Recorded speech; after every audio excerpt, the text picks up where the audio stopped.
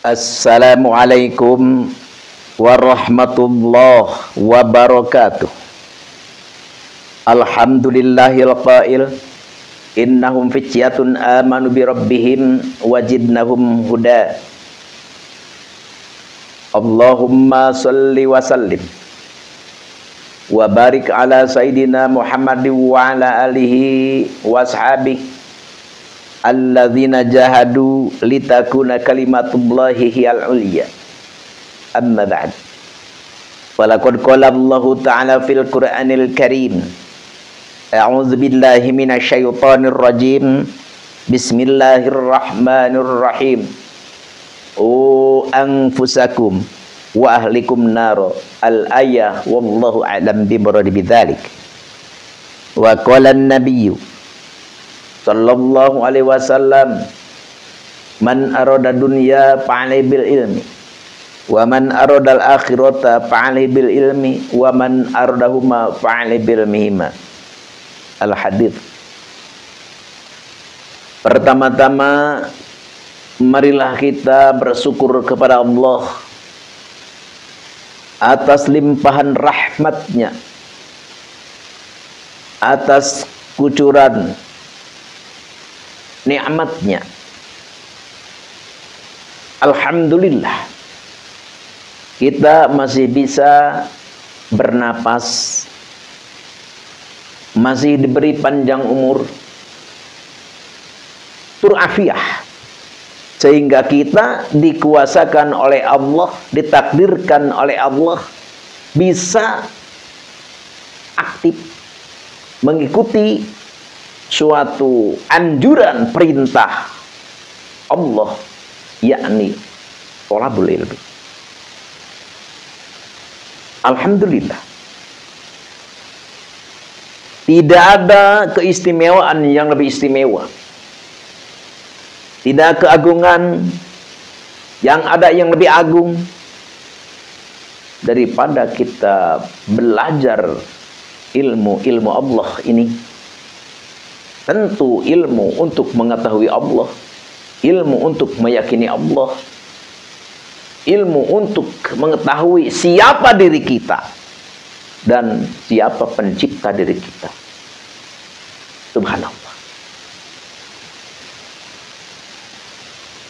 Dan mari kita bersolawat kepada junjungan Nabi besar Nabi Muhammad SAW. Satu makhluk yang begitu dicintai oleh Allah Subhanahu wa ta'ala sehingga tidak akan ada alam ini kalau Allah tidak menciptakan Nabi kita, Nabi besar Nabi Muhammad SAW. Karena apapun, siapapun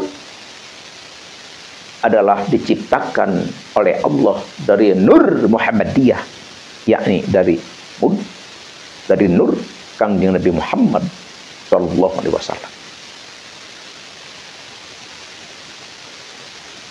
Oleh karena itu, nikmat yang begitu dahsyat, nikmat ini yang sangat istimewa, ayo kita pergunakan untuk mendekatkan diri kita kepada Allah, untuk beribadah kepada Allah dengan apapun macam ibadah yang Allah berikan kepada kita. Kalau kita jadi pejabat, pergunakan jabatan kita adalah untuk mendekati Allah. Kalau kita jadi pedagang, maka pergunakan status kita, perdagangan kita adalah untuk mendekat kepada Allah.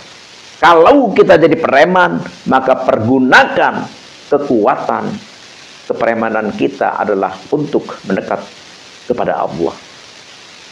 Kalau kita jadi petani, peternak, apapun status kita yang diberikan oleh Allah Subhanahu wa ta'ala kepada kita, ayo kita gunakan semuanya untuk mendekatkan diri kepada Allah Subhanahu wa ta'ala. Karena apapun kita, siapapun kita, itu adalah sangat diperlukan. Sangat diperlukan. Adanya presiden penting. Adanya menteri penting. Adanya gubernur penting, adanya bupati penting, adanya camat penting, adanya lurah penting, adanya RW penting, adanya RT penting, adanya masyarakat penting. adanya ulama apalagi. Karena al ulama kan nujum, adalah ulama itu adalah seperti bintang yang menerangi alam jagat. Oleh karena itu, seorang ulama harus bisa merangkul, harus bisa menerangi alam semesta, umat semesta. Jangan kita gelar seorang ulama, gelar seorang ustadz, bukan kita menaungi, bukan kita menerangi, bukan kita menamaikan, bukan kita menyamankan, justru kita adalah membuat kerusuhan. Justru kita malah mengadu domba, meresahkan umat. Itu ulama macam apa? Ulama yang sebenarnya itu adalah menerangi, menyantuni, merangkul, merapatkan, menyamankan. Itu tugas ulama yang sebenarnya. Insya Allah, amin ya Allah ya Rabbal Alamin. Seperti siapa? Para aulia Allah. Wujud bukti nyata. Al ulama warasatul anbiya. Al ulama kan nujum. Bukti nyatanya adalah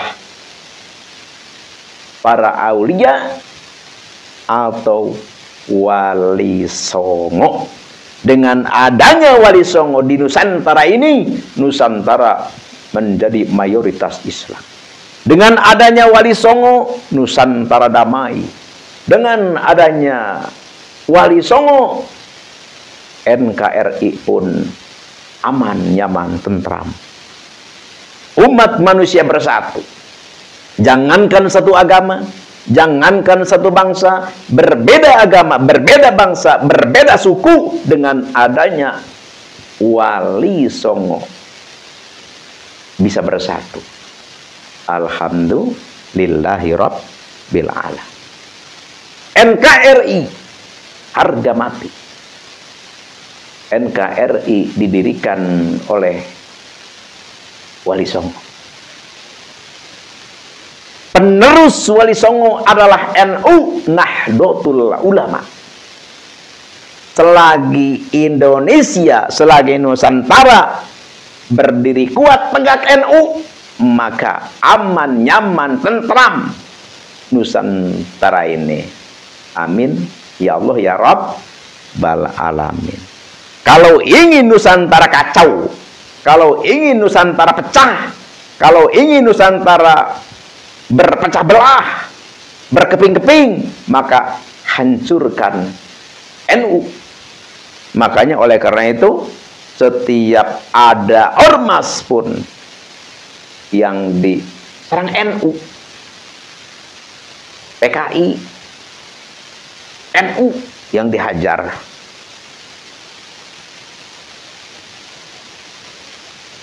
DI dan lain-lain, NU yang dihajar. Bahkan EPI, HTI, NU yang dihajar. Wahabi Salafi, NU yang dihajar. Kenapa? Karena kalau NU hancur, maka hilanglah NKRI, rusaklah NKRI. Oleh karena itu, ayo pribumi, saudara-saudaraku, mari kita jaga, mari kita waspadai yang mau merusak NU. Karena pada hakikatnya NU hancur, NKRI pun hancur. Karena penjaga NKRI ini adalah NU. Ya tentu tidak sendiri, ada Muhammadiyah, Persis, bekerja sama. Cuma terbesar kekuatan itu adalah NU. Karena penduduk NU di Nusantara ini hampir setengah penduduk itu di Nusantara adalah NU. NU terbesar, ormas terbesar. Oleh karena itu, Al-Fakir mengajak, Al-Fakir mengingatkan, ayo kita waspada, jangan sampai kita mau dipecah belah oleh ormas-ormas pendatang. Sehingga kita NU, ada ormas yang pendatang, dia pura-pura NU, masuk ke NU, padahal tujuannya untuk menghancurkan NU. Kita harus waspada. Kita harus lihat sepak terjangnya mereka seperti apa. Ya, sekira-kira mau ngutak-ngatik tentang NKRI, mau melemahkan NU, kita mundur saja. Mundur saja. Bagaimana kita untuk bisa seperti itu? Kalau kita memang kita merasa NU, pelajari NU. Rumah tangga NU. Seperti apa NU? Kita jangan hanya ngaji kitabnya saja. Kalau kita ngaji kitabnya Bidaayatul Hidayah, kita ngaji kitabnya Safinatun Najah, kita ngaji kitabnya I'anatul Thalibin, kita ngaji kitabnya Umdatul Thalibin, dan lain sebagainya. Tanbihul Mughtarin, Ayatul Hayawan, Ihya Ulumuddin, dan lain sebagainya. Kita ngaji kitab-kitab NU, tapi kita tidak mempelajari NU di dalam negara Indonesia ini. Perannya seperti apa, geraknya seperti apa, sehingga kita tertipu. Oh, kita NU, tapi kita berada di luar NU pergerakannya. Na'udzubillahi min dzalik. Kita NU, bergerak pun kita harus bergerak sesuai dengan arahan NU. Insya Allah, amin ya Allah ya Rabbal alamin. Supaya apa? Supaya kita tidak salah jalan. Supaya kita tidak salah jalan. Jadi kalau ada orang yang mengutak-atik NKRI, apalagi yang mau merubah NKRI, itu adalah bukan NU. Jadi kita harus keluar dari situ kalau kita terjebak kepada golongan mereka. Insya Allahu amin ya Allah ya Rabbal alamin. Sekarang kita diramaikan, kita dikejutkan dengan polemik nasab. Sekarang ada kabar baru, ada berita baru yang sungguh menggembirakan kita.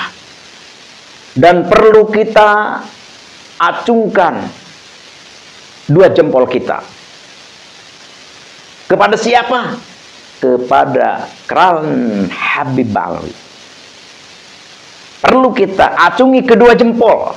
Kepada siapa? Kepada Kran Habib Alwi. Kenapa? Karena Habib Alwi mau bermusyawarah, mengundang Kiai Haji Imaduddin Usman Al-Bantani, mengundang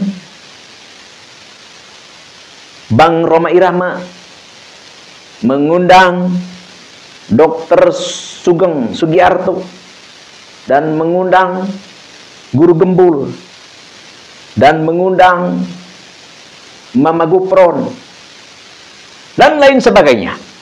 Ini adalah perlu kita acungi jempol.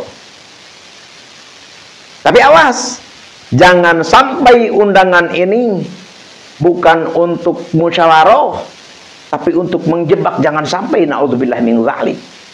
Jadi di sini kita harus benar-benar memperjuangkan kebenaran. Jangan kita mencari, berjuang, mempertahankan pembenaran. Jangan. Tapi Al-Fakir lebih pas, lebih setuju. Jadi musyawarah ini jangan di RA, jangan di gedung RA. Di mana? Lebih baik netral, terlihat oleh masyarakat seluruh di Nusantara ini, yaitu tempatnya di UIN Semarang saja. Karena kalau misalkan di gedung RA, ya Al-Fakir melihat, mendengar tentang undangannya yang kurang begitu pas. Apa? Satu mengundangnya satu-satu, Kiai Imaduddin, Satu tanggalnya beda, tanggal 7. Terus guru gembul, satu waktunya beda lagi. Ini kayaknya tidak masuk akal, ada apa ini? Terus tertutup.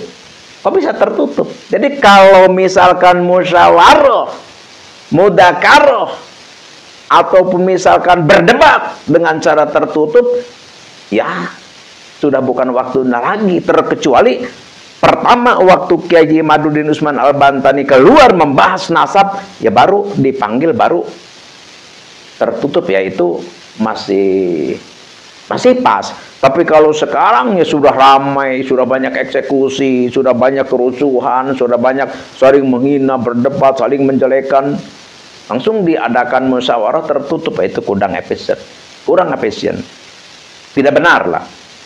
Jadi yang lebih baik dari RA siapapun itu, ya Al-Fakir yakin, percaya dari LA, masa dari RA berjuta-juta tidak ada yang pintar? Al-Fakir percaya pasti banyak yang pintar. Ya cobalah kirimkan nanti di UIN tanggal 10. Jadi pokoknya kalau benar-benar RA Klan Habib Ba'alawi mau menyelesaikan masalah, ya mau tidak mau kita ya harus mau apa? Ya muwafaqah lah dengan orang banyak maksudnya. Jadi nanti tempatnya di UIN Semarang, disaksikan oleh para ahli dan disiarkan sehingga terbuka untuk disaksikan seluruh umat manusia. Silahkan. Dari Habib Ba'alawi bawa ahli sejarah, bawa ahli genetik, bawa ahli filologi yang dari RA. Nanti dari Kiai Haji Imaduddin pun seperti itu. Dan waktunya sampai selesai. Jadi kalau RA itu dalam undangannya 1,5 jam. Jadi kalau 1,5 jam itu bukan berdebat, itu namanya ngopi. Jadi mencurigakanlah. Jadi Al-Fakir minta dengan hormat kepada RA khususnya, ya ayo bersatu menyatu, saling merangkul, saling memuliakan, saling menghormati, dan ayo kita musyawarah terbuka, disaksikan oleh para ahli, dan tempatnya resmi di UIN Semarang. Kita cari kebenaran dan jangan kita mencari pembenaran. Rah Wali Songo Kiai Imaduddin Usman Al-Bantani, kalau misalkan bisa dipatahkan tesisnya, ya beliau taslim. Dan begitu pula dari klan Habib Ba'alawi, kalau memang ternyata tidak bisa membuktikan, tidak bisa memberi bukti bahwa klan Ba'alawi itu adalah dzurriyyah Rasul, maka harus taslim juga menerima. Al-Fakir katakan tidak bosan-bosan, jangan begitu kita pekeh-pekeh mempertahankan bahwa kita nasabnya ke sana. Jangan, udah apapun nasab kita, apapun darah kita, kalau kita takwa, kalau kita berilmu, tetap kita akan mulia, dimuliakan, dihormati oleh siapapun itu. Karena tolak ukur di dalam Islam bukan nasab, tapi tolak ukur di dalam Islam adalah ketakwaan dan ilmu. Amin ya Allah ya Rabbal Alamin. Jadi dengan adanya mau bermusyawarah itu adalah luar biasa. Tapi sekali lagi, umat Islam di Nusantara ini menginginkan kebenaran itu benar-benar benar, dan kesalahan itu adalah namanya juga manusia, pasti tidak akan luput daripada kesalahan. Pokoknya apapun itu kita harus terima, yang namanya hak harus kita terima. Karena kalau kita tidak menerima hak, berarti kita zillah daripada ajaran Islam itu sendiri. Karena tidak menerima hak, berarti kita itu adalah takabur, naudzubillahi min dzalik. Tapi walaupun seperti apapun itu, nanti tanggal 10 kalau tidak salah ya Al-Fakir dan manusia-manusia sebangsa Al-Fakir, tentu seluruh umat manusia di Nusantara menunggu, mengharapkan RA hadir ke UIN dan ayo bermusyawarah dengan penuh kedamaian, dengan penuh keamanan, kenyamanan. Sekali lagi, kita mencari kebenaran, bukan mencari pembenaran. Sekian demikian, terima kasih. Al-afi minkum. Wabillahi taufiq wal hidayah. Wassalamualaikum warahmatullahi wabarakatuh.